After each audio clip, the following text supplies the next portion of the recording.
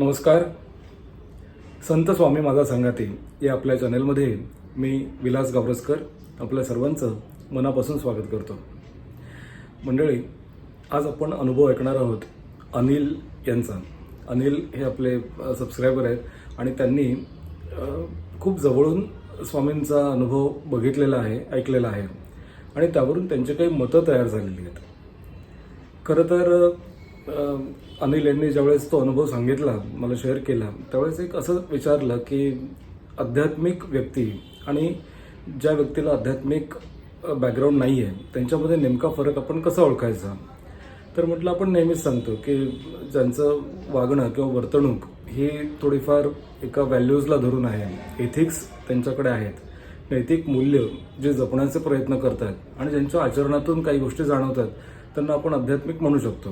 मग तुम्ही किती वेळेस मठात किंवा केंद्रात किंवा कशात जाता किंवा किती सेवा करता, अनवाणी किती जाता, या गोष्टींना तितकं महत्त्व उरत नाही, म्हणजे माझ्या माहितीप्रमाणे. त्यावेळेस त्यांनी एक अनुभव सांगितला. ते म्हणाले की IIT झालेले एक प्रोफेसर होते आणि त्यांना एका असिस्टंटची गरज होती. म्हणजे जसं कमवा आणि शिका असं म्हणतो ना आपण, तसं. तर त्यांच्या म्हणजे कुणाच्या तरी परिचयातून मला सांगितलं होतं आणि ज्यांनी ज्या गृहस्थांनी त्यांचा रेफरन्स दिला होता, तर ते म्हणाले की ते सर खूप छान आहेत, खूप त्यांच्या घरामध्ये धार्मिक वातावरण आहे, बरेचसे उपास तपास होतात, ते खूप दानधर्म करतात, अनेकांना ते जेव घालतात. त्यामुळे तुझ्यासारख्या गरजू मुलाला जर त्यांनी काम दिलं तर त्याबद्दल तुला मानधन मिळेल आणि तुझा शिक्षणाचा खर्च पण आपोआपच होईल. त्याप्रमाणे तो गेला तिथे. तर घरातलं वातावरण खूप उच्च शिक्षित असं होतं. ते सर स्वतः IIT झालेले होते, त्यांचा मुलगा IIM झालेला होता आणि एकूणच सगळं उच्च विद्याविभूषित असं वातावरण होतं. घरामध्ये फार मोठा फोटो होता गजानन महाराजांचा वगैरे. आणि त्यांनी सांगितलं की आमच्याकडे असं खूप वातावरण आहे, म्हणजे आम्ही दानधर्म करतो, अमुक करतो वगैरे, सगळं सांगितलं.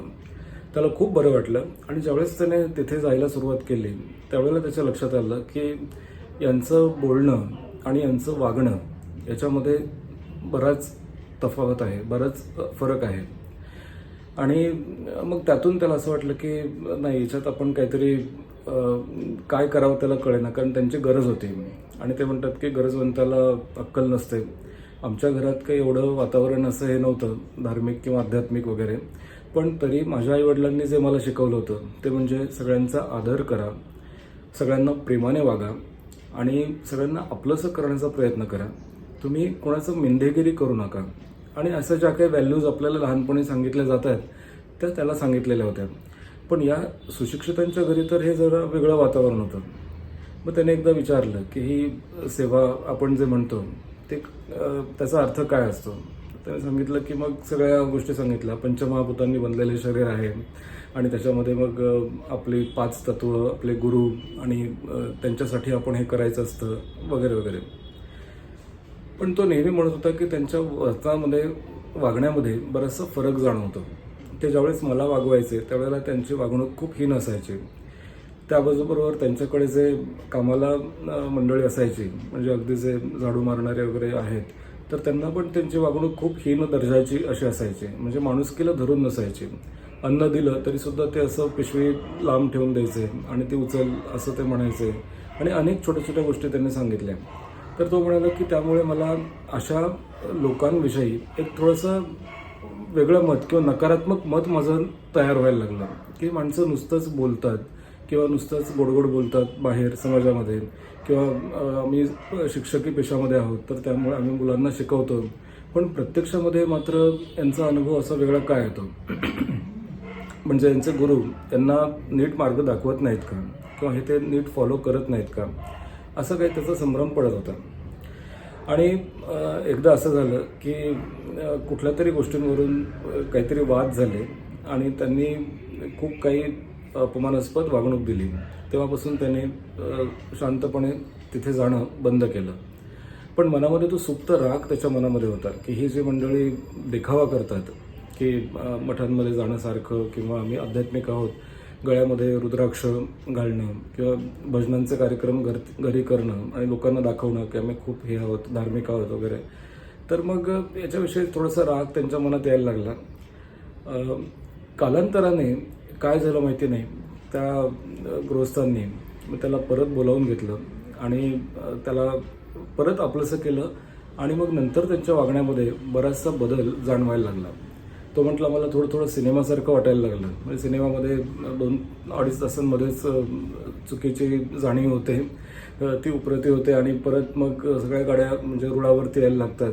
तर तसं वाटायला लागलं आणि मला हा चमत्कारिक अनुभव असं वाटायला लागला की मला फक्त असं वाटत होतं की यांच्यामध्ये काहीतरी फरक पडावा तो. आणि मग त्या गृहस्थांनी सांगितलं की म्हणजे त्या प्रोफेसरांनी सांगितलं की मला एक असा अनुभव आला की हा सगळा अहंकार जो आहे, आपण पदव्या घेतलेल्या आहेत, आपण बरीचशी संपत्ती कमावलेली आहे, आपण अर्थ बरंचसं कमावलेलं आहे, द्रव्य कमावलेलं आहे, पैसे कमावलेले आहेत, तर ते सगळं एका क्षणाला सोडून जायचं आहे. त्यांना जवळून मृत्यू त्यांनी बघितला होता. त्यांना मोठ्या आजारपणातून ते बाहेर आले होते, वर आले होते आणि समूह मग त्यांना आध्यात्मिक गोष्टी काही जणांनी सांगितल्या असतील कदाचित, खरं काय ते माहिती नाही, पण त्यामुळे त्यांचा परत जगण्याबद्दलचा आणि इतरांबद्दलचा दृष्टिकोन बदलला आणि त्यांना आपलंसं केलं. त्यांना ही जाणीव झाली की प्रेम किंवा तुमचा व्यवहार हेच सगळ्यात महत्त्वाचं एक आध्यात्मिक असण्याचं लक्षण आहे. बाकी मग तुम्ही किती उपवास करता, किती माळा घालता, याला तितकंसं महत्त्व नाही आहे. अगदी कबीरांनी पण हे सांगितलं आहे, येहू घरे प्रेम काम, खाला का घर नाही, सीस उतारे हाती खरी, तब पैठे घर माही. म्हणजे तुम्ही अहंकाराचा त्याग करणं अपेक्षित आहे. तुम्ही पूर्ण तुमचं काय म्हणतात त्याला, अहंकाराचं डोकं हातामध्ये घेऊन ज्यावेळेस लीन होता त्यावेळेस तुम्हाला जाणवतं की आपण कुणीतरी या शक्तीला समर्पित करत आहोत किंवा याला काहीतरी अर्थ आहे. जोपर्यंत तो बुरखा किंवा जो कपडा अहंकाराचा, पदव्यांचा, संपत्तीचा आपल्या अंगावरती असेल तोपर्यंत परमेश्वर किंवा परमात्मासुद्धा तिथे वास करू शकणार नाही. म्हणजे असंच म्हणतात ना, कबीरांना पण हेच म्हणायचं आहे की साधक त्यालाच आपण म्हणतात की ज्याने या गोष्टींचा त्याग करून प्रेमाला महत्त्व दिलेलं आहे. प्रेम मग ते इतर प्राणी मात्र प्रेमळ असेल, स्वतःवरती प्रेम असेल आणि इतरांवरती प्रेम असेल. या प्रेमानेच आध्यात्मिक एक जो गाडा आहे तो आपला पुढे जात असतो. त्यामुळे शिक्षण किंवा काय म्हणूया आपण त्याला, व्यवहार, ह्या सगळ्या गोष्टींमध्ये आपल्याला सगळ्यात महत्त्वाचं आध्यात्मिक जर गोष्ट हवी असेल तर ती म्हणजे प्रेमाची भाषा आहे. आता मला हा अनुभव सांगितल्यानंतर खरंच असं वाटलं की जे कोणी ते प्राध्यापक महाशय होते त्यांना खरं तर हे माहीत नव्हतं असं नाही आहे. ह्या गोष्टी माहिती असतात आणि ते जर प्राध्यापक म्हणजे एका पिढीला जर शिकवण्याचं काम ते करत असतील तर नक्कीच त्यांना या गोष्टींची पण माहिती असेल. पण आपली अवस्था अशी असते ना, कळतं पण वळत नाही. म्हणजे आपण इथेच तंबू ठोकून कायम राहणार आहोत अशी समज आपल्या प्रत्येकालाच असते. माझ्यावर तर ही वेळ येणार नाही. हे जे घडतंय ते दुसऱ्यांच्या बाबतीत घडतंय. मला ते वाईट वाटतं ऐकून, पण मला असं वाटतं की मी इथे कायम आहे. मला काहीच भीती बाळगण्याचं कारण नाही. मी इथे आहे, आरामात आहे आणि तिथे सगळा घोळ होतो. म्हणूनच म्हणतात ना की लक्ष्मी चंचल आहे, वैभव अशाश्वत आहे आणि मृत्यू सतत तुमच्याजवळ आहे.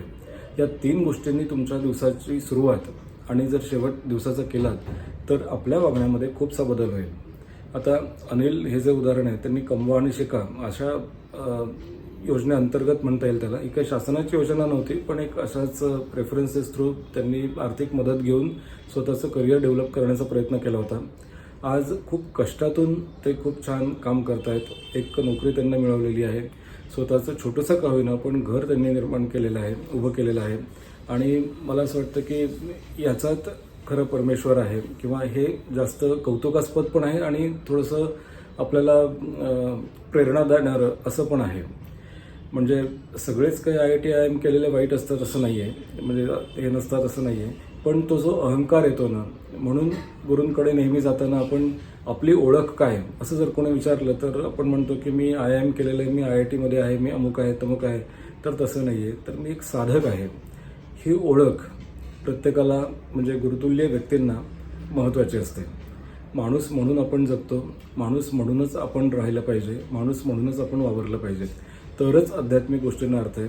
नाहीतर हा सगळा आध्यात्मिक बाजार आहे. इथं प्रत्येकजण आपापली एक रेस करतोय आहे आणि इतरांपेक्षा मी कसा श्रेष्ठ आहे हे सांगण्याचा प्रयत्न करतो आहे. आपण लोकांना इम्प्रेस करू शकतो, पण त्याला तो सगळं बघत असतो. त्याला सांगणं खूप कठीण आहे, कारण तो सगळंच बघत असतो. म्हणून प्रेम आणि व्यवहार या दोन गोष्टींनी खरी स्वामी सेवा आहे. बाकी स्वामी सेवा म्हणजे कुठली काय हा फार वेगळा प्रश्न आहे. पण मठात तुम्ही जाऊ नका, केंद्रात जाऊ नका किंवा कुठेही जाऊ नका, पण नामस्मरण हे सतत करत राहा. आणि जो गरजू असेल त्याची म्हणजे सत्पात्री मदत म्हणतो आपण, तशा पद्धतीची मदत ही जर करत गेलो, माणूस म्हणून आपण समोरच्याला वागवत गेलो, तर मला वाटतं की हे खूप सगळं छान आहे. पुन्हा नवीन अनुभवांसह नवीन व्हिडिओमध्ये भेटूया. तोपर्यंत नमस्कार.